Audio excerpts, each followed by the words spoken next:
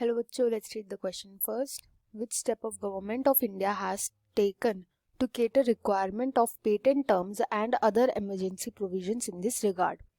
Biopiracy Act, Indian Patents Bill, RTI Act और Negotiable Instruments Act. ऐसा कौन सा स्टेप है जो इंडिया ने उठाया है पेटेंट टर्म्स के लिए, और यही हमें सिंपली इस क्वेश्चन के अंदर बताना है.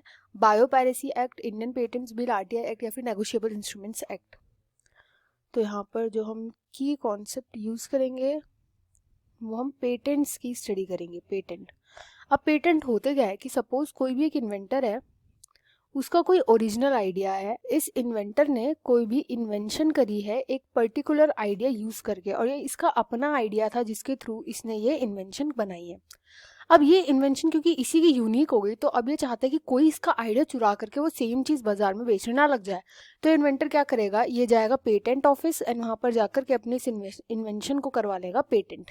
इसी को हम बोलते हैं पेटेंटिंग, कि अपना आइडिया आप गवर्नमेंट के ऑफिस में जाकर के अपना उधर रजिस्टर करवा दोगे तो आपका आइडिया कोई और नहीं बेच सकता दुकान में. इसको हम बोलते हैं पेटेंट.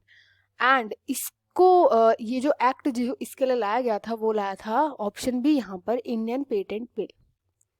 इंडियन पेटेंट्स बिल, तो ऑप्शन सेकेंड यहाँ पर राइट आंसर हो जाएगा. बात करते हैं फर्स्ट ऑप्शन की, बायोपायरेसी एक्ट.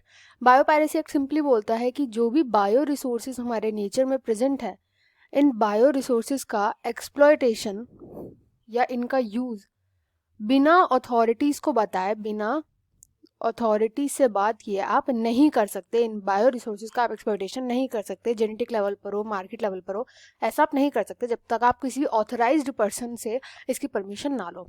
ये बताता है biopiracy act. Next RTI act तो होता है right to information act. Right to information act होता है ये. राइट टू इंफॉर्मेशन एक्ट के थ्रू आप किसी भी कोई भी जो गवर्नमेंट इंस्टीट्यूशन होता है, अगर आपको उसके बारे में जानकारी चाहिए, किसी भी गवर्नमेंट की चीज़ के बारे में जानकारी चाहिए, तो आप डाल सकते हो. उसके लिए राइट टू इन्फॉर्मेशन एक्ट उसके लिए होता है. एंड नेक्स्ट बोला गया है नेगोशिएबल इंस्ट्रूमेंट्स एक्ट.